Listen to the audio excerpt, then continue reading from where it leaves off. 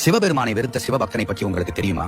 முன்பு ஒரு காலத்தில் அதிரன் எனும் தீவிர சிவபக்தன் இருந்தான். சிறு வயது முதலே சிவன் மீது தீவிர பக்தி கொண்டு சிவனை தவிர வேறு எந்த கடவுளையும் வணங்காமல் இருந்தான்.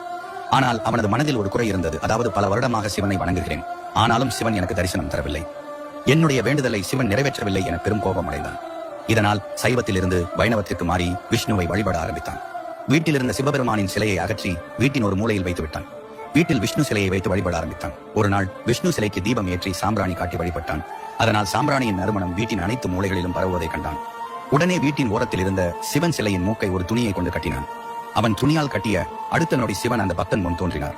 சிவபெருமான் தன் முன் தோன்றியதை நினைத்து வியந்து போன அந்த பக்தன், இத்தனை நாள் உன்னை பூஜை செய்து வணங்கி வந்தேன், அப்போது காட்சி தராத நீ இப்போது ஏன் வந்தாய் கேட்கிறான்.